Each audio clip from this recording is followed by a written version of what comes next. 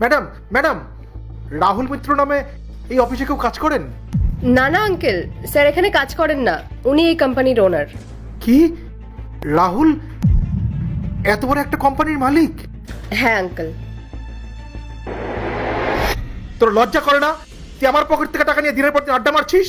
এভাবে জীবন চলবে? জীবন কি শুধু খাওয়া আর ঘুমানোর জন্য? বাবা, তুমি এভাবে কেন বলছো?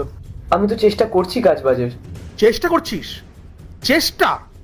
অকর্মণ্য ছেলে একটা, বাপের ঘাড় ভেঙে বসে খাচ্ছিস, আবার বড় বড় কথা।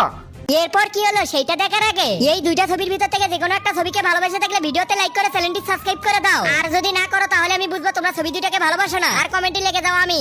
ঘরের কোণে বসে বাবার অন্ন ধ্বংস না করে বাইরে গিয়ে কিছু কর না। বাবা, আমি কোথায় যাব এখন? কোথায় থাকবো আমি? আমি তোর ফালতু কথা শুনবো না, একটা ফালতু কথা শুনবো না। তুই বেরো এখান থেকে, বেরিয়ে যাও চোখের সামনে থেকে, বেরো।